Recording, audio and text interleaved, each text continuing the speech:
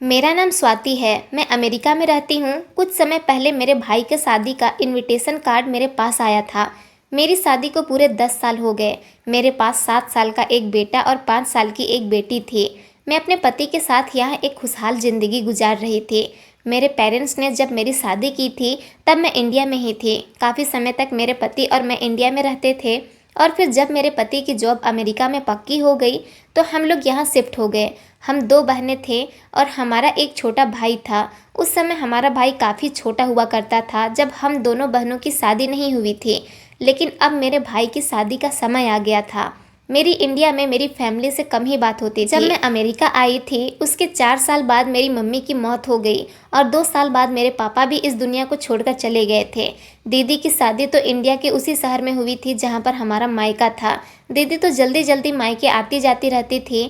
मेरी दीदी की एक प्यारी सी बेटी थी। उसका नाम दीदी ने बड़े प्यार और मोहब्बत से खुशी रखा था। भाई ने मुझे इनविटेशन कार्ड मेल कर दिया था। मैं बहुत एक्साइटेड थी क्योंकि मुझे यहाँ आए हुए पूरे 10 साल गुजर गए थे। मेरे बच्चों ने तो इंडिया देखा भी नहीं था।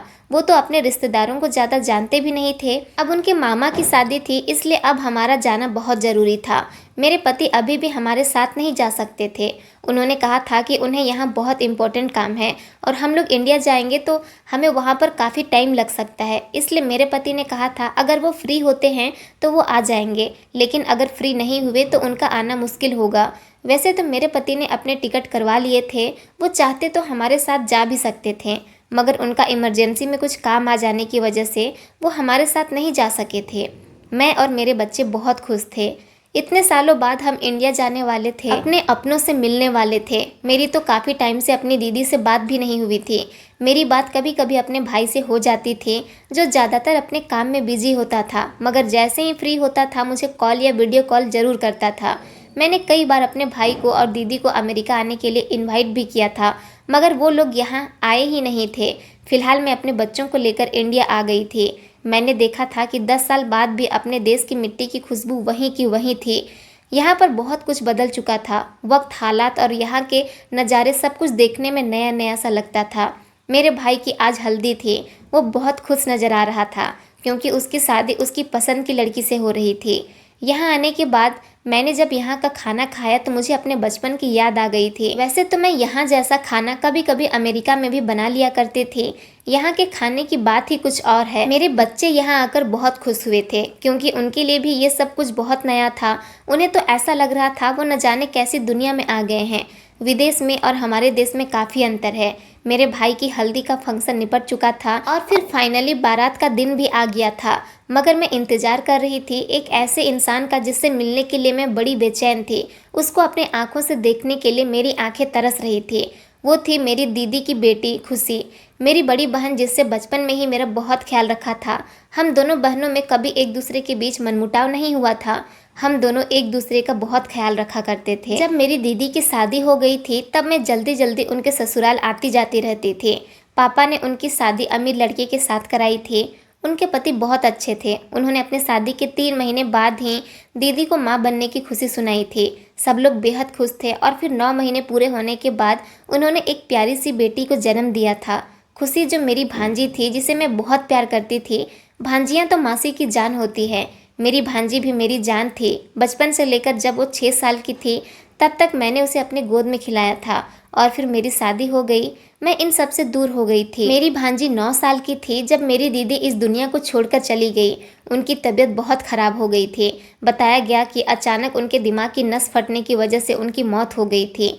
मैं तो उस समय अमेरिका में ही थी। मेरी छोटी बेटी मेरे पेट में थी। उस समय मैं इंडिया नहीं आ सकी थी। अंतिम समय में अपनी बहन को देख भी नहीं सकी थी। मुझे अपनी दीदी की मौत का बेहद अफसोस था, मगर मेरे जीजू बहुत अच्छे थे।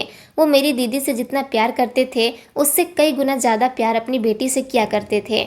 मुझे खुशी की फिक्र हुई थी कि अब उस बेचारी की ज़िंदगी न जाने कैसे गुजरेगी, मगर मुझे इस बात की भी तसल्ली थी कि जीजू अपनी बेटी से जितना प्यार करते हैं वो सारी ज़िंदगी उसे बहुत खुश रखेंगे। उसको कभी माँ की कमी महसूस होने नहीं देंगे। दीदी के मरने के बाद कुछ समय बाद ही मैंने अपनी बेटी को जन्म दिया था। उसके बाद ना तो मुझे कभी मौका मिला कि मैं जीजू से बात कर सकूं, खुशी के बारे में पूछ सकूं, और ना ही मुझे मेरे भाई ने उसके बारे में कुछ बताया था। मगर मैंने देखा था कि हल्दी का पूरा फंक्शन निपट गया था। खुशी मुझे कहीं नज़र नहीं आ रही थी। ऐसा नहीं था, मैंने खुशी को नहीं देखा था। एक दो बार मुझे भाई ने खुशी की फ़ोटो सेंड की थी, लेकिन मेरी उससे कभी बात नहीं हो सकी थी। खुशी की उम्र अब लगभग 19 साल हो गई होगी। वो जवान होकर बिल्कुल मेरी दीदी की तरह लगती होगी। मैं उसे देखने के लिए बेचैन हो रही थी, मगर वो न जाने क्यों आई ही नहीं थी। अब बारात निकलने का समय हो गया था, अभी भी मेरी भांजी मुझे नज़र नहीं आ रही थी। तो मैंने अपने भाई से सवाल किया, क्या तुमने दीदी के यहाँ इन्विटेशन नहीं दिया था? ना तो जीजू दिखाई दे रहे हैं और ना ही खुशी। मेरे सवाल पर मेरे भाई के चेहरे के रंग उड़ गए थे। मैंने कहा, मुझे जवाब दो। वो मेरी बात को इग्नोर करते हुए अपने दोस्तों की बातों में लग गया था और कहने लगा, दीदी जल्दी जल्दी करो, बारात निकलने में देर हो रही है। मुझे लग रहा था मेरा भाई मुझे इग्नोर करने की कोशिश कर रहा है। उसकी शादी तो जैसे तैसे हो गई थी, मगर मेरी भांजी और उसके पिता हमारे यहाँ शादी में नहीं आए थे।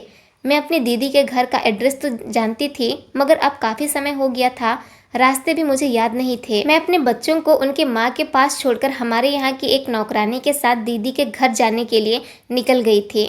उसने दीदी का घर देखा हुआ था, क्योंकि ये हमारे घर की बहुत पुरानी नौकरानी थी। इसने मुझे सारे रास्ते बताए थे और जब मैं इसके साथ दीदी के घर पहुंची तो ये देखकर बड़ी हैरान हुई थी कि दीदी के घर के बाहर तो बहुत ज़्यादा भीड़ भाड़ हो रही थी। आखिर ये भीड़ कैसी थी? मैंने नौकरानी से कहा, तुम यहीं रुको, मैं अंदर देख कर आती हूँ। मैं अंदर गई तो एक अजीब सा शोर मचा हुआ था। लोग रोना पीटना डाल रहे थे। एक तरफ कुछ लोग बैठे हुए बुरी तरह से रो रहे थे तो दूसरी तरफ एक अर्थी रखी हुई थी। ये अर्थी किसकी थी मैं समझ नहीं पाई थी। कुछ ही देर गुजरी थी जब मैंने वहाँ के लोगों को बातें करते हुए सुना कि बेचारी खुशी को किसी ने मार दिया। न जाने वो कौन था जो उसे बेरहमी से मार कर चला गया। अभी 3 महीने पहले ही तो इसके पिता की मौत हुई है और अब वो खुद भी इस दुनिया को छोड़कर चली गई। ऐसा सुना था कि मेरे दोनों कान खड़े हो चुके थे। क्या ये बात सच थी? क्या मेरी भांजी खुशी इस दुनिया से जा चुकी थी? क्या मेरी आंखों के सामने जो अर्थी रखी हुई थी वो मेरी भांजी की थी? नहीं, ऐसा नहीं हो सकता। मैं तो उससे मिलने के लिए आई थी। मैं उसे मिलने के लिए बहुत बेचैन हो रही थी और अब मैं ये क्या सुन रही थी, क्योंकि जो सब कुछ मेरी आंखों के सामने था वो कोई मजाक नहीं था या फिर कोई झूठ नहीं था। उसे झुठलाया नहीं जा सकता था। यहाँ लोग बिल्कुल सही कह रहे थे। मगर एक औरत थी जो बड़ी बिलक बिलक कर रो रही थी और लगातार कह रही थी, उठ जा बेटा, खुशी तेरी माँ तुझे याद कर रही है, तेरी माँ तुझे पुकार रही है। ये आवाज़ सुनते ही मैंने उसके चेहरे को बड़ी गौर से देखा था। आखिरकार ये खुशी को उसकी माँ क्यों बता रही थी, जबकि खुशी की माँ तो मेरी बहन थी। ये सब मैं क्या देख रही थी, ये सब मैं क्या सुन रही थी? मेरी तो कुछ समझ नहीं आ रहा था कि यहाँ पर क्या हो रहा है। मेरी भांजी को किसी ने मार दिया, भला क्यों किसी ने उसको मारा? मेरे दिमाग में ढेर सारे सवाल घूम रहे थे। यहाँ पर मुझे कोई नहीं जानता था, क्योंकि एक मेरे जीजू ही थे जो मुझे जानते थे और यहाँ पर लोग उनके बारे में भी यही बातें कर रहे थे कि उनकी मौत 3 महीने पहले हो चुकी है। मुझे गुस्सा तो इस बात पर आ रहा था कि इस सब के बारे में मुझे मेरे भाई ने क्यों नहीं बताया था। एक औरत ने खुशी के चेहरे से सफ़ेद चादर को हटाया। मेरी आंखें उसे देखकर उसके चेहरे पर जम कर रह गई थी। उसका चेहरा बिल्कुल मेरी दीदी की तरह था। वो बिल्कुल अपनी माँ पर गई थी। इस समय वो जवान खूबसूरत थी, मगर उसका शरीर अर्थी से लेटा हुआ था। मैं ये सब अपनी आंखों से नहीं देख सकती थी। ये सब मुझे बर्दाश्त नहीं हो रहा था, इसलिए मैं रोते हुए अपनी गाड़ी में आकर बैठ गई थी और फूट फूट कर रोई थी। मेरी बहन इस दुनिया से चली गई, मेरे जीजू इस दुनिया से चले गए, यहाँ तक कि आज मेरी भांजी भी इस दुनिया से चली गई। इतना सब कुछ हो गया और मुझे कुछ पता ही नहीं चला। वो दिन मेरी ज़िंदगी में सबसे ज़्यादा दुखद दिन साबित हुआ था, क्योंकि उस दिन मुझ पर बहुत ज़्यादा तकलीफ़ गुजरी थी। मैं रोते हुए अपने भाई के घर आई और उसको बताया कि आज खुशी की मौत हो गई और तुमने मुझे इसके बारे में बताया भी नहीं। हमारे लिए ये समय दुख का समय है और तुम यहाँ अपनी शादी की खुशियाँ मना रहे थे। पिछले 3 महीने पहले जीजू की मौत हो चुकी है। तुमने मुझे इस बारे में क्यों नहीं बताया? मेरे सवाल पर मेरे भाई ने शर्मिंदगी जाहिर की थी और अपने चेहरे को झुका लिया था। मैंने कहा, राहुल, मेरी बात का जवाब दो।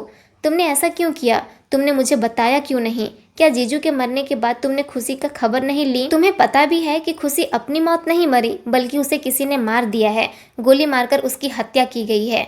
तभी भाई ने मुझे चौंक कर देखा और कहने लगा, ये तुम क्या कह रही हो दीदी? मैंने कहा, मैं बिल्कुल सच कह रही हूँ। मैं अभी अभी वहीं से आ रही हूँ। अभी खुशी का अंतिम संस्कार हुआ है। बताओ, तुमने ये सब कुछ मुझसे क्यों छुपाया? राहुल कहने लगा, दरअसल मैं कभी खुशी और जीजू के बारे में कोई इन्फॉर्मेशन निकालने की कोशिश ही नहीं की। आप भी जा चुकी थी, दीदी भी इस दुनिया से जा चुकी थी। मैं ज़्यादातर अपने दोस्तों में बिजी रहा करता था। मुझे अपनी भांजी से ज़्यादा लगाव नहीं था। जीजू का भी मुझसे ज़्यादा सामना नहीं होता था, मगर एक दिन मुझे जीजू की बहुत ज़रूरत पड़ रही थी। मैं उसके ऑफिस चला गया और जीजू से कहा था कि वो मुझे अपने बिजनेस में 50-50 का पार्टनर बना ले, क्योंकि जीजू एक बड़ी कंपनी साइन करने वाले थे। मुझे इस बारे में अपने दोस्तों से पता चला था। मैंने सोचा था कि मैं जीजू का इकलौता साला हूँ, वो मेरे लिए इतना तो कर ही सकते हैं। मगर जब मैं जीजू से इस बारे में बात कही तो जीजू ने कहा, मैं बड़ी कंपनी से डील करने वाला हूँ। इस काम में मुझे किसी ऐसे खिलाड़ी की ज़रूरत है जो बिजनेस की ABCD बहुत अच्छी तरह से जानता हो। तुमने तो सारी ज़िंदगी अय्यासियों में गुजारी है, सारी ज़िंदगी अपने बाप की कमाई पर गुजारी है। कभी कोई नौकरी मिल जाती है तो कर लेते हो। तुम्हारी वजह से मुझे बिजनेस में लॉस हो सकता है। मैं तुम्हें अपना पार्टनर नहीं बना सकता। जीजू ने मेरी एक न सुनी और मेरा उनसे बहुत बड़ा झगड़ा हुआ था। मैं उसी दिन से उनकी कोई खबर नहीं रखता। और रही खुशी की बात, तो खुशी के बारे में भी मैं कोई इन्फॉर्मेशन नहीं निकाली। मैंने गुस्सा होते हुए राहुल से कहा, तुम कैसे इंसान हो राहुल, तुम खुशी के मामा हो और मामा तो अपने भांजा भांजी की रक्षा करते हैं। तुम्हें तो हमारी भांजी का बहुत ख्याल रखना चाहिए था। ये सोचना चाहिए था कि उसकी माँ इस दुनिया में नहीं है, मगर तुमने तो उसकी कोई खबर तक नहीं ली। तुम्हें जब जीजू की मौत की खबर मिली थी तब तो तुम्हें अपनी भांजी का जरूर ख्याल रखना चाहिए था। मेरा भाई खामोशी से मेरी सारी बातें सुनता रहा। मुझे अपने भाई की बेवकूफ़ी पर अफसोस हो रहा था। उस दिन मैं बहुत रोई थी। जब जब मेरा ध्यान इस बात पर जाता कि मेरी भांजी को मारा गया है, तब तब मेरी रूह कांप जाती थी। मैं जानना चाहती थी कि आखिर कौन है जिसने मेरी भांजी को मरवाया है। मैंने ठान लिया था कि मैं ये जानकर ही रहूँगी, मेरी भांजी को मरवाने वाला इंसान कौन है। मेरे बच्चे भी मुझे देख देख कर बहुत परेशान हो रहे थे, पूछ रहे थे कि मैं क्यों रही हूँ। मैंने उन्हें बताया कि मुझे अपने एक खास की बहुत याद आ रही है। उनको तो मैंने जैसे तैसे समझा दिया था, लेकिन मेरा ध्यान बार बार खुशी की तरफ जा रहा था। मुझे ना तो कुछ खाना अच्छा लग रहा था, ना ही मुझे चैन सुकून आ रहा था।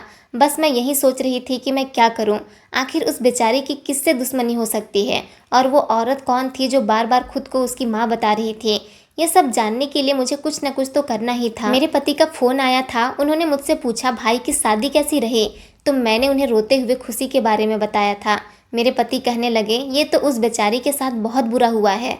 मगर मैंने अपने पति से कहा था, जो भी सच है मैं वो सब कुछ जान कर ही रहूँगी, क्योंकि मेरे दिल को सुकून नहीं आ रहा है।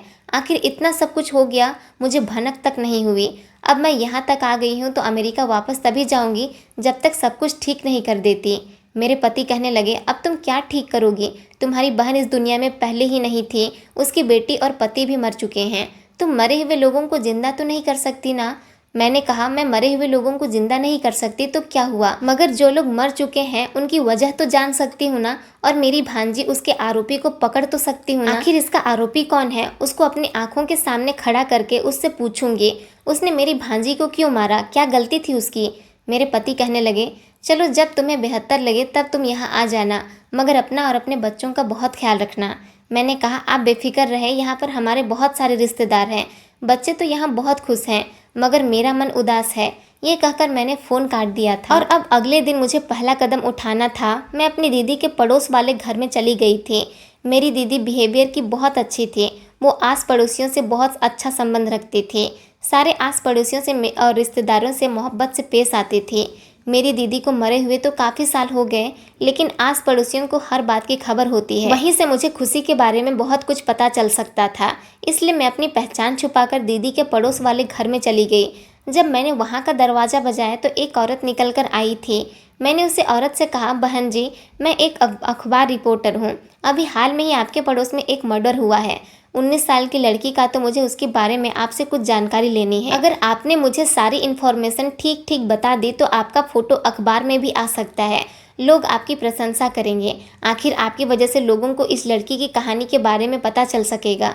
मेरी बात सुनकर वो कहने लगी, देखो बहन, कहीं ऐसा ना हो कातिल मुझसे अपना बदला लेने के लिए मुझे मारने के लिए चला आए, जैसे उन्होंने खुशी को मार दिया। मैंने कहा, नहीं नहीं, ऐसा कुछ नहीं होगा, बस आपको खुशी की कहानी हमें सुनानी है, हम उसकी कहानी अपने अखबार में छापेंगे। हम आपसे ये थोड़ी ना पूछ रहे हैं कि खुशी को किसने मारा है, बस आप तो हमें उसकी ज़िंदगी के बारे में बता दीजिए। वो क्या करती थी, उसके घर में कौन कौन था, कहाँ पढ़ने जाती थी, उसका कैसा रूटीन था। आपको तो ये सब कुछ पता होगा ना। आखिरकार आस पड़ोसियों को हर बात की खबर होती है। तो वो कहने लगी, हाँ ये सब कुछ तो मुझे पता है, मैं उसको आते जाते यहाँ से निकलते देखती थी। पहले तो वो कॉलेज जाया करती थी और फिर कॉलेज से अपने ट्यूशन जाती थी। जब वो औरत मुझे सब कुछ बताने के लिए तैयार हो गई तो मैंने उससे कहा, हम घर के अंदर बैठकर बात करते हैं। वो औरत मुझे अपने घर के अंदर ले गई थी। उसके घर में और भी सदस्य थे। वो मुझे एक कमरे में ले गई और वहाँ जाकर उसने मेरे साथ बातचीत शुरू की। मैंने उससे कहा, तो मुझे बताइए खुशी की ज़िंदगी के बारे में। वो औरत मुझसे कहने लगी, खुशी एक बहुत अच्छी लड़की थी, उसका बिहेवियर बहुत अच्छा था। मैं उसकी सगी माँ को भी जानती थी। आखिर हमारा और उनका कई सालों का साथ था। उसकी माँ भी बिहेवियर की बहुत अच्छी थी। वो बिल्कुल अपनी माँ पर गई थी। पिता तो थोड़े चिड़चिड़े मिजाज के थे, मगर पिछले 1 साल से वो बीमार चल रहे थे। जब खुशी छोटी थी तो उसकी माँ उसे छोड़कर चली गई थी। उसके कुछ समय बाद ही खुशी के पिता को लोग एडवाइस देने लगे, आपकी बेटी छोटी है, उसकी परवरिश करने के लिए आपको दूसरी शादी कर लेनी चाहिए। लोगों के कहने पर और अपनी बेटी की तड़फ को देखते हुए उन्होंने दूसरी शादी कर ली थी। एक ऐसी औरत से शादी की थी जो बहुत गरीब परिवार से थी, मगर ये बिहेवियर की अच्छी नहीं थी। नौकरों के साथ भी अच्छा बर्ताव नहीं करती, आस पड़ोसियों के साथ भी मिलकर नहीं चलती थी। वैसे तो ये लोग काफ़ी अमीर हैं, लेकिन खुशी के पिता ने बड़ी ही गरीब लड़की से शादी की थी, ये सोचकर कि उनकी बेटी को माँ का प्यार मिल जाएगा और इस गरीब लड़की को उनके साथ सहारा मिल जाएगा। मगर वो गरीब लड़की तो जिस दिन से इस घर में आई है उसने फिजूल के खर्च करने शुरू कर दिए। हाँ, मगर खुशी के साथ उनका बिहेवियर बहुत अच्छा रहता था। मेरी 1-2 बार खुशी से बात हुई है। मैंने कई बार उससे पूछा था, बेटा तुम्हारी सौतेली माँ का बिहेवियर तुम्हारे साथ कैसा रहता है? तो वो यही कहती थी, मेरी सौतेली माँ मेरे साथ बहुत अच्छी है, वो मुझे किसी बात से तंग नहीं करती। मैंने उससे कहा, चलो अच्छी बात है। लेकिन अब जब से खुशी के पिता बीमार रहने लगे थे तब से खुशी बहुत उदास रहने लगी थी। दरअसल उनको पैरालाइज हो गया था और वो बिस्तर से लग गए थे। खुशी अपनी पढ़ाई करने के साथ साथ अपने पिता की सेवा भी करती थी। और फिर एक दिन ऐसा हुआ कि उनके पिता इस दुनिया को छोड़कर चले गए। अभी उसके पिता की मौत को 3 महीने ही गुजरे थे कि खुशी की सौतेली माँ को किसी शादी में जाना था। उन्होंने खुशी से कहा था कि वो भी हमारे साथ चले, मगर खुशी के एग्ज़ाम चल रहे थे और वो अपने पिता की मौत का सदमा अभी तक अपने दिल में लगाए हुए बैठी थी, इसलिए उसका कहीं जाने का मन नहीं कर रहा था। खुशी की सौतेली माँ दामिनी ड्राइवर के साथ शादी में जा चुकी थी। हम सब लोग भी अपने अपने घरों में अपने काम में बिजी थे। रात के लगभग 2 बज रहे थे जब अचानक तड़ तड़ 2 बार गोलियों की आवाज़ आई। हम लोग घबरा गए। थोड़ी देर गुजरी थी कि एक तरह का शोर शराबा मचने लगा। हमें पता चला कि बराबर वाले बंगले में से गोलियों की आवाज़ आ रही थी। सब लोग जैसे ही दौड़ कर गए तो देखा कि बंगले के अंदर खुशी खून से लथपथ जमीन पर गिरी हुई थी। उसे अस्पताल ले जाया गया तो पता चला कि वो मर चुकी है। फिर हमने दामिनी जी को कॉल करके खुशी के बारे में बता दिया था। सब लोग वहाँ आ गए, पुलिस भी आ गई। दामिनी जी अपनी बेटी की मौत पर बहुत रोई थी। उसे नहीं पता था कि उसके जाने के बाद ऐसा भी हो सकता है। पुलिस अपनी तफ्तीश करने के बाद चली गई और खुशी का अंतिम संस्कार कर दिया गया, मगर अभी तक ये नहीं पता चल सका है कि खुशी को क्यों और किसने मारा था। मैंने उनसे पूछा, क्या खुशी की किसी से दुश्मनी थी? तो वो कहने लगी, नहीं नहीं, ऐसा कैसे हो सकता है, उसकी किसी से दुश्मनी हो ही नहीं सकती। वो तो जब किसी से बात करती थी तब उसके मुंह से फूल झड़ते थे। बेचारी बहुत अच्छी थी, न जाने क्यों इसके साथ ऐसा हुआ। मैं इस औरत से धन्यवाद कहकर इसके घर से निकल आई थी, क्योंकि ये औरत मुझे मेरी उम्मीद से भी ज़्यादा इन्फॉर्मेशन दे चुकी थी। मैं घर जाकर सोच विचार में पड़ गई थी कि जीजू ने दूसरी शादी भी कर ली थी और औरत खुद को खुशी की माँ बता रही थी। उसके लिए रो रही थी और वो उसकी सौतेली माँ थी। मुझे तो इस औरत पर शक हो रहा था कि कहीं इसी ने तो हमारी खुशी को नहीं मरवा दिया। लेकिन एक हिसाब से उस पड़ोसन ने मुझे ये भी बताया था कि खुशी के साथ उसकी सौतेली माँ का बिहेवियर बिल्कुल ठीक रहता है। ऐसा भी हो सकता है कि खुशी ने पड़ोसन को झूठ बताया हो। मेरी कुछ समझ नहीं आ रहा था। मेरा दिमाग दर्द से फटने लगा था। मुझे कुछ भी करके अब बंगले के अंदर दाखिल होना था, क्योंकि मैं अंदर की बात तो घर में रहकर ही पता लगा सकती थी। आखिर उसकी सौतेली माँ का नेचर कैसा था, वो कैसी है, खुशी के साथ उसका व्यवहार कैसा रहता था, और शायद ये सब कुछ जानने से मैं खुशी के आरोपी तक भी पहुँच सकूँगी। मुझे तो लगता है जैसे खुशी की सौतेली माँ ही उसकी आरोपी है, मगर उस रात तो वो शादी में गई हुई थी और जब लोगों ने उसे बुलाया था वो उसके भी 2 घंटे बाद वहाँ आई थी। अब मुझे प्लान बनाना था, मुझे कुछ भी करके बंगले के अंदर जाना था। मैंने अपने भाई को सब कुछ बता दिया था और अपने भाई से कहा था कि मैं खुशी के आरोपी को ढूंढ कर ही रहूँगी। अगर तुम मेरा साथ देना चाहते हो तो मेरे बच्चों को संभाल लो और ये बात किसी को मत बताना, क्योंकि मैं कुछ दिनों के लिए दीदी के घर जा रही हूँ। मेरा भाई मेरी बात सुनकर चौंक गया। वो कहने लगा, तुम दीदी के घर जाकर क्या करोगी, वहाँ पर कैसे रहोगी? अगर उन लोगों ने तुम पर भी हमला कर दिया तो क्या होगा? मैंने कहा, मैं तुमसे ज़्यादा दिमाग रखती हूँ, तुम्हारी तरह बेवकूफ़ों वाली हरकतें नहीं करती। मैं अभी भी अपने भाई से नाराज़ थी। उसने अपने किए की मुझसे माफ़ी मांगी थी। उसने कहा था कि उससे जो भी गलती हो गई है वो नादानी में हुई थी, मगर अब वो मेरे बच्चों का ख्याल रखेगा और मेरी मदद भी करेगा। मेरी भाई की नई नई शादी हुई थी। वो अपनी पत्नी के साथ हसीन समय गुजारना चाहता था, लेकिन इस समय उसका मेरी मदद करना बहुत ज़रूरी था। मैंने अपने भाई से कह दिया था मैं तुमसे कांटेक्ट में रहूंगी। अब मुझे दीदी के घर के अंदर कैसे जाना था ये सब मैं पहले से ही सोच कर आई थी। मैंने बंगले की एक ऐसी नौकरानी के बारे में पता लगाया था जो यहाँ की पुरानी और दामिनी की वफादार नौकरानी थी। काफ़ी दिनों तक मैं इसका पीछा करती रही, ये किस टाइम बंगले के अंदर आती है और किस टाइम बंगले से बाहर निकलती है। और अब पीछा करते करते आखिरकार वो वक्त आ ही गया जब मुझे इस नौकरानी से बात करनी थी। मैंने एक दिन रास्ते में इस नौकरानी को पकड़ लिया। मैंने इससे कहा, बहन, मैंने तुम्हारे बारे में सुना है, तुम किसी बंगले में काम करती हो, तुम्हारी तो उस बंगले में काफ़ी अच्छी जान पहचान होगी, मेरी भी वहाँ पर नौकरी लगवा दो। वो कहने लगी, तू कौन है, कहाँ से आई है? तो मैंने उसे कहा, मैं छतरपुर गांव से आई हूँ, इधर अपने एक रिश्तेदार के यहाँ आई थी। हमारे गांव में बहुत गरीबी है, खाने के लाले पड़ रहे हैं, इसलिए नौकरी ढूंढते हुए मैं यहाँ तक आ गई हूँ, लेकिन मुझे तो यहाँ भी नौकरी नहीं मिल रही है। काफ़ी दिन हो गए हैं, मैं बड़ी गरीबी की ज़िंदगी गुजार रही हूँ। मेरे छोटे छोटे बच्चे हैं, लोगों से मांग कर खाना ले आती हूँ, अपना और अपने बच्चों का पेट भर लेती हूँ, मगर मैं ऐसी ज़िंदगी से तंग आ गई हूँ। मैं चाहती हूँ कि मुझे कहीं नौकरी मिल जाए। बहन, तुम मुझे अपने इस बंगले में नौकरी दिलवा दो ना, जहाँ पर तुम काम करती हो, तुम्हारा बहुत बहुत उपकार होगा। मैं तो उसके पैरों में गिर पड़ी थी और रोने लगी थी। वो कहने लगी, अच्छा अच्छा, तू सारे काम तो अच्छे से जानती है ना? मैंने कहा, हाँ, मैं हर काम कर लेती हूँ, झाड़ू बर्तन से लेकर खाना भी पका लेती हूँ। तुम जो काम बोलोगी मैं वो काम करूँगी, बस मुझे पैसे अच्छे दिलवा देना। तो वो कहने लगी, अच्छा, मैं मालकिन से बात करके तुझे बताती हूँ। मैंने कहा, देखो, मुझे कल तक ज़रूर बता देना। तो वो कहने लगी, अच्छा ठीक है। उसने मुझे अपने घर का पता बता दिया था और कहा था, कल मुझे मेरे घर आकर मिलना, तेरी नौकरी लगी है या नहीं मैं तुझे सब कुछ बता दूंगी। मैं भगवान से प्रार्थना कर रही थी कि काश उस बंगले में मेरी नौकरी लग जाए। जैसे ही अगला दिन निकला तो मैं इस नौकरानी के पास गई। इसने मुझे खुशी की खबर सुनाई कि तेरी नौकरी लग गई है, मालकिन चाहती है कि तू उसके घर में काम कर ले। वैसे भी वहाँ पर ज़्यादा नौकर नहीं है, एक मैं हूँ और एक औरत है, और बंगला बहुत बड़ा है, इसलिए ज़्यादा नौकरानियों की ज़रूरत है। चल, तुझे वहाँ पर काम मिल जाएगा। हाँ, मगर याद रखना, अपने बच्चों को लेकर वहाँ मत जाना, मालकिन को बच्चे बहुत बुरे लगते हैं। मैंने कहा, अच्छा ठीक है, मैं कल से ही नौकरी पर आ जाऊँगी। इस काम में तो मुझे बहुत सफलता मिल गई थी। अगले दिन मैं अपनी दीदी के घर में कदम रख चुकी थी। इस घर की हर दीवार से, हर दरवाजे से मुझे अपनी दीदी और भांजी की आवाज़ आती थी। मेरी आंखों में आंसू आने लगे थे। मालकिन ने जब मुझे देखा तो मुझे देखती रह गई थी। कहने लगी, तुम्हें सारे काम तो आते हैं ना? तुम्हें कमला ने सब कुछ बता तो दिया है ना? मैंने कहा, जी मालकिन, मुझे सब कुछ बता दिया है। आप देखना, मैं यहाँ मन लगाकर काम करूँगी, आपको कभी शिकायत का मौका नहीं दूंगी। वो कहने लगी, अच्छा ठीक है। और उसने अपनी नौकरानी कमला की तरफ देखकर कहा, इसे घर के सारे कामकाज और अच्छे तरीके से समझा देना। और फिर वो खुद घर से बाहर निकल गई। शायद वो कहीं जा रही थी। कई सालों बाद इस घर में आकर मुझे ऐसा लग रहा था कि मेरी दीदी यहीं कहीं आसपास है। अब मैं इस घर में हर रोज़ काम करने के लिए आने लगी थी। मुझे कुछ भी करके दामिनी पर नज़र रखनी थी, इसलिए मैं बहुत चौकन्ना थी। यहाँ पर नौकरानियों की तरह काम करती थी और दामिनी पर भी नज़र रख रही थी। मैंने देखा था एक दिन दामिनी किसी से फ़ोन पर बात कर रही थी। वो अपने कमरे में थी, जबकि मैं कमरे के बाहर से सारी बातें सुन रही थी। वो किसी से बात करके कह रही थी, अभी उस लड़की को मरे हुए ज़्यादा समय नहीं हुआ है और तुम मुझे ब्लैकमेल कर रहे हो। मैं तुम्हें तुम्हारी रकम दे चुकी हूँ, अब आखिर तुम मुझे क्यों परेशान कर रहे हो? देखो, ये सब कुछ मैंने अपने बच्चों को इस घर में लाने के लिए किया है। अभी उस लड़की को मरे हुए 1 महीना भी नहीं हुआ है। मैं इतनी जल्दी अपने बच्चों को यहाँ नहीं ला सकती। मैं नहीं चाहती कि लोगों को मुझ पर शक हो जाए। अभी थोड़ा वक्त गुजर जाए जब मैं इस काम को अंजाम दूंगी। जब तक मैं इस पूरे बंगले को अपने नाम नहीं कर लेती तब तक मैं तुम्हें कुछ भी नहीं दे सकती।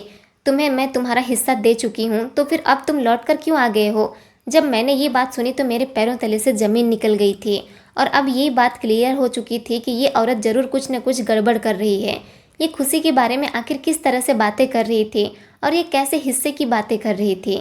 अभी मैं बात को और गौर से सुनती, इतने में ही कमला आ गई और कहने लगी, तो यहाँ क्या कर रही है? मालकिन के कमरे के बाहर। मैं अचानक घबरा गई और कहने लगी, मैं इंतज़ार कर रही हूँ कि कब मालकिन फ़ोन पर बात करके निपट जाए, मुझे मालकिन से कुछ बात करनी है। तो वो कहने लगी, क्या बात करनी है, ज़रा हमें भी बता। मैंने कहा, मुझे अपने बच्चों के लिए कुछ कपड़े खरीदने हैं, मालकिन से थोड़े पैसे एडवांस लेना चाहती हूँ। तो उसने मुझे हाथ पकड़कर दरवाजे से हटाया और कमरे के दरवाजे को खुद बंद कर दिया। कहने लगी, चल अभी तुझे यहाँ काम करते हुए 1 महीना भी नहीं हुआ और मालकिन से पैसे मांगने शुरू कर दिए। अगर तेरी ऐसी ही हरकतें रही तो मालकिन तुझे काम से निकाल देगी। मैंने कहा, अच्छा अच्छा ठीक है, मैं आगे से ऐसा नहीं करूँगी। ये कहते हुए मैं किचन में कामों में लग गई थी। दामिनी सच में अच्छे नेचर की नहीं थी। पड़ोसी ने मुझे बिल्कुल ठीक बताया था। मैंने सोचा कि थोड़ी सी हकीकत नौकरानियों से भी निकाल ली जाए। कमला और दूसरी वाली नौकरानी मेरे साथ ही किचन में मौजूद थी। मैंने बातों ही बातों में इन लोगों से पूछा, मालकिन के और भी बच्चे हैं क्या? तो वो कहने लगी, तू खामोशी से अपना काम कर। मैंने कहा, मैं तुम्हें ऐसे ही पूछ रही हूँ और मैंने सुना है कि अभी कुछ दिन पहले मालकिन की बेटी का मर्डर हो गया। बड़ी ही अजीब बात है। मालकिन इतनी अमीर होते हुए उस इंसान का पता नहीं लगा सकती जिसने उसकी बेटी को मारा था। तो दूसरी वाली नौकरानी कहने लगी, वो मालकिन की अपनी बेटी होती तभी तो मालकिन उसके आरोपी का पता लगाती। सौतेली माँ सौतेली ही होती है। कमला ने दूसरी वाली नौकरानी को डांट दिया और कहने लगी, तू भी इसी की तरह हो गई है। उसने मुझे भी डांटा और कहने लगी, खामोश होकर अपने काम पर ध्यान दे। बहुत सवाल करती है, बहुत इधर उधर की बातों में ध्यान लगाती है। अभी तेरी शिकायत मालकिन से कर दूंगी तो तेरी नौकरी हाथ से चली जाएगी। मैंने उससे कहा, अच्छा बाबा माफ़ कर दो, अब ऐसी बात नहीं करूँगी। ये कमला बड़ी ही चालाक थी, जरूर ये सब कुछ जानती होगी, तभी तो मालकिन की छोटी से छोटी बात को छुपाने की कोशिश करती थी। लेकिन मैं इस कमला से भी 2 कदम आगे चालाक थी। कमला को मालकिन ने बंगले के पीछे ही एक छोटा सा क्वार्टर बनाकर दे दिया था। वो वहाँ पर रहती थी, जबकि दूसरी वाली नौकरानी और मुझे रात को यहाँ से अपने घर जाना पड़ता था। काफी दिन हो गए थे, उस फोन वाली बात के अलावा मैं कुछ और पता नहीं लगा सकी थी। हाँ, मगर मुझे ये जरूर पता चल गया था कि ये दामिनी ही है जिसने खुशी को मरवाया है। मगर ये जिससे फ़ोन पर बात कर रही थी वो इंसान कौन था और क्या इसके अपने भी बच्चे थे जिनको वो यहाँ लाने की बात कर रही थी? फिलहाल मुझे वहाँ पर रहते हुए काफ़ी दिन गुजर गए थे। एक दिन मैंने फिर से दामिनी को फ़ोन पर बात करते हुए देखा। वो बहुत परेशान थी और अपने कमरे में टहल टहल कर बात कर रही थी। बहुत ज़ोर ज़ोर से चिल्ला रही थी कि तुम मेरे पीछे पड़ गए हो, मैं पुलिस को तुम्हारे बारे में सब कुछ बता दूंगी कि तुमने ही खुशी को कत्ल किया है। जब मैंने ये बात सुनी तो मेरे पैरों तले से ज़मीन निकल गई थी। इसका मतलब ये था कि इस औरत ने किसी से खुशी को मरवाया था। फिर थोड़ी ही देर बाद इसने उससे कहा, अच्छा ठीक है तो फिर तुम आज शाम आ जाना, मैं तुम्हें 10 लाख रुपए दे दूंगी, मगर ये लास्ट बार होगा, इसके बाद मैं तुम्हें कोई पैसा नहीं दूंगी। उसने कहा था कि तुम शाम के 5 बजे तक आ जाना। अब मैं सारा खेल समझ चुकी थी और अब मुझे क्या करना था मैंने उसके बारे में भी प्लानिंग शुरू कर दी थी। अभी दोपहर के 3 बज रहे थे और इस इंसान के आने में 2 घंटे रह गए थे। सारा दिन में हम तीनों नौकरानियों में से किसी को भी घर से बाहर जाने की परमिशन नहीं होती थी। मैं यहाँ रहकर फ़ोन पर बात नहीं कर सकती थी। ये दोनों ही नौकरानियाँ मालकिन की बहुत पहरेदारी करती थी। इन लोगों को तो अभी तक ये भी नहीं पता था कि मेरे पास छोटा मल्टीमीडिया मोबाइल है जिसे मैं अपनी साड़ी में छुपा कर रखती हूँ।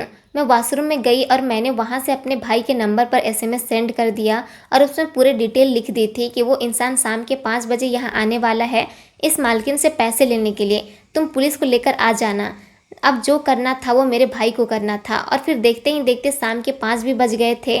ठीक 5:10 पर एक आदमी घर के अंदर दाखिल हुआ।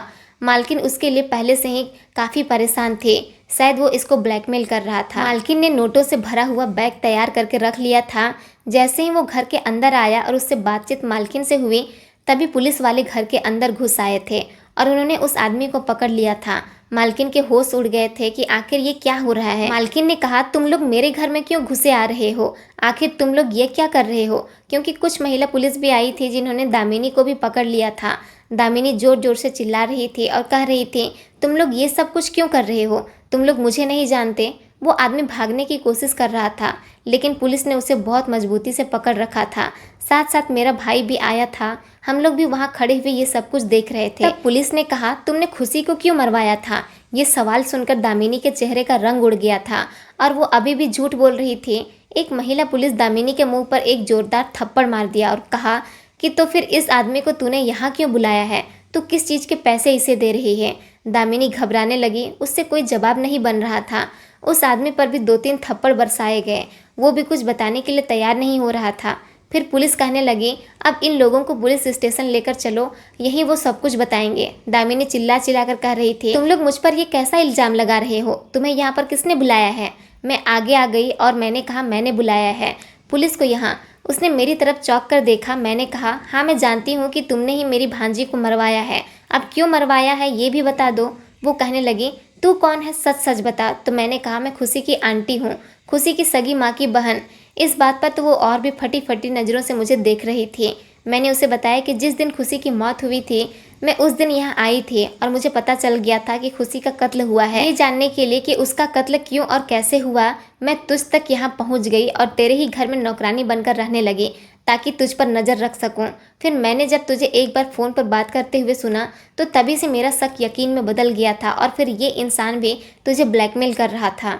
मैं इस मौके की तलाश में थी कि तू कब इससे मिले और मैं जान सकूं कि तूने किससे मेरी भांजी को मरवाया है, क्योंकि तू आसानी से तो पुलिस को कुछ भी नहीं बताने वाली थी।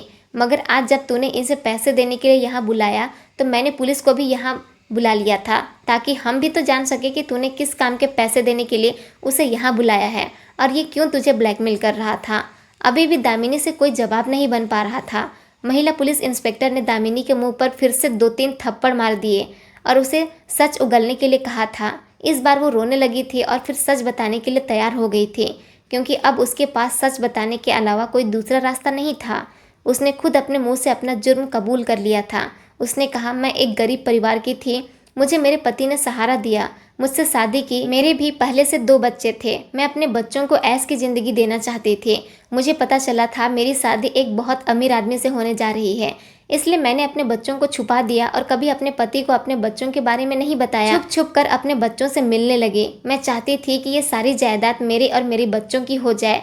मैं अपने बच्चों को इस घर में लाना चाहती थी, सब कुछ उनका और अपना कर देना चाहती थी। लेकिन मेरे पति की तो पहले से ही एक बेटी थी। वो अपने सौतेले बच्चों को तो बाद में इस जायदाद का हिस्सा बनाता, पहले तो वो अपनी बेटी के बारे में ही सोचता। मैं जानती थी कि ज़रूर उससे ये सब कुछ अपनी बेटी के नाम कर दिया होगा। शादी के बाद मैं अपना हर शौक़ पूरा करने लगी थी। मेरे हाव भाव बदल गए थे। मैं अपने पति का बहुत पैसा लुटाती थी और चुपके चुपके अपने बच्चों को भी पैसा दिया करती थी, उनकी ख्वाहिशों को पूरा किया करती थी। मेरे पति ने जब मेरी ये हरकत देखी तो वो मुझसे नाराज़ रहने लगे थे। उन्होंने कहा था कि तुम बहुत फिजूल खर्च करती हो। मेरी पहली पत्नी ऐसी बिल्कुल भी नहीं थी और ना ही मेरी बेटी ऐसी है। फिर धीरे धीरे खुशी जवान होने लगी थी। शादी के बाद मैंने कभी भी अपने पति की सेवा नहीं की, क्योंकि मुझे तो पहली बार दौलत मिली थी। मैं उसे दोनों हाथों से लुटा रही थी। फिर एक दिन ऐसा हुआ कि मेरे पति को पैरालाइज हो गया। वो बहुत बीमार हो गया था, बिस्तर से लग गया था। मैंने उस समय भी उसकी सेवा नहीं की और अब मैं समझ गई थी कि मेरा पति कुछ समय का ही मेहमान है, इसलिए मैं खुशी के साथ भी अच्छा बिहेव नहीं करती थी। खुशी बहुत अच्छी थी और वो सब लोगों को यही बताती थी कि मैं उसके साथ अच्छे से पेश आती हूँ, मगर मुझे कभी इतनी फुर्सत ही नहीं मिली कि मैं खुद को और अपने बच्चों को छोड़कर उन दोनों बाप बेटी को देखूं। मैं तो सिर्फ अपना और अपने बच्चों का फ़ायदा देखती रहती थी। मेरा पहला पति मर गया था, इसलिए मैं दूसरे पति की जायदाद से अपना और अपने बच्चों का भला सोचती थी। फिर मेरा दूसरा पति भी इस दुनिया को छोड़कर चला गया और मैं इस दिन का बड़ी बेसब्री से इंतजार कर रही थी। मैं जानती थी कि मेरे पति ने मरने से पहले अपनी सारी जायदाद अपनी बेटी के नाम कर दी होगी, इसलिए अब मुझे खुशी को भी रास्ते से हटाना था। खुशी अपने पिता की मौत की वजह से बहुत परेशान रहने लगी थी। उस रात शादी का बहाना लेकर मैं घर से निकल गई थी। सारे नौकरों को भी मैंने छुट्टी दे दी थी। ये आदमी एक किलर है। मैंने इसे पैसे दे दिए थे और कहा था कि तुम्हें खुशी को मारकर उसका काम निपटाना होगा। उसने खुशी को गोलियों से भून दिया था और मेरा काम हो गया था। मैंने पुलिस को नहीं बुलाया था, जबकि लोगों को ऐसा लगता था कि मैंने पुलिस को बुलाकर ये केस पुलिस के हवाले कर दिया है। मैं ये चाहती थी कि ये कहानी पुलिस के सामने खुलकर न आए, क्योंकि अगर ऐसा होता तो असली कातिल के बारे में पता ही चल जाता और फिर मेरा भी सच खुलकर सामने आ जाता। मैंने उसे कहा, मगर जिस रात खुशी की मौत हुई थी उस रात तो पुलिस आई थी। वो कहने लगी, हाँ वो पुलिस नहीं बल्कि 2 एक्टर थे जिनको मैंने पुलिस की एक्टिंग करने के लिए यहाँ बुलाया था, ताकि आसपास के लोग और वहाँ पर मौजूद सारे लोग ये देख सकें कि मैंने पुलिस को बुलाया है और पुलिस तफ्तीश करके चली गई। ये सच में बहुत चालाक औरत थी। ये पूरी बात हम लोगों को बता चुकी थी। उस किलर ने भी अपना जुर्म कबूल कर लिया था कि इसके कहने पर उसने खुशी का मर्डर किया था। उसने कहा था कि वो एक मामूली सा किलर है जो थोड़े बहुत पैसों के लिए लोगों के कहने पर कत्ल कर देता है, मगर इस बार उसे दामिनी जैसे अमीर औरत ने हायर किया था, तो उसने सोचा कि क्यों ना वो इसे अपना बिजनेस कर ले। वो दामिनी को कॉल करके ब्लैकमेल करता था कि अगर तुमने मुझे और पैसे नहीं दिए तो मैं पुलिस को सब कुछ बता दूंगा। दामिनी को डर था कि वो पुलिस को ना बता दे, इसलिए वो उसका मुंह बंद करने के लिए उसे दोबारा से 10 लाख रुपए दे रही थी। वो बहुत रो रही थी, तड़प रही थी कि मुझे माफ़ कर दो, मुझसे गलती हो गई, लेकिन उसकी गलती माफ़ करने लायक नहीं थी।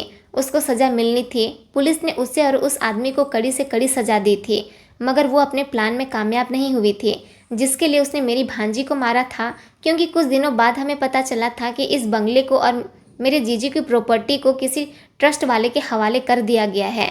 मैंने इस बारे में इंफॉर्मेशन निकाली और उस वकील से भी बात की जो उस समय वहाँ पर मौजूद था। उसने मुझे प्रॉपर्टी के पेपर दिखाए थे और कहा था कि मरने से पहले ये सब कुछ जीजू के नाम पर था, लेकिन उन्होंने ये वसीयत तैयार करवाई थी कि मरने के बाद ये सब कुछ अपनी बेटी के नाम कर देना चाहते हैं, क्योंकि आगे चलकर उनकी पत्नी का बिहेवियर न जाने उसकी बेटी खुशी के साथ कैसा रहे, क्योंकि उन्हें पहले से ही अपनी दूसरी पत्नी पसंद नहीं थी। इस घर में आने के बाद उसके हाव भाव बदल गए थे। वो गरीब परिवार से थी, मगर उसके शौक बहुत ऊंचे ऊंचे थे और वो खुशी को भी अपनी बेटी नहीं समझती थी। यही सब कुछ देखते हुए उन्होंने ये सब अपनी बेटी के नाम कर दिया।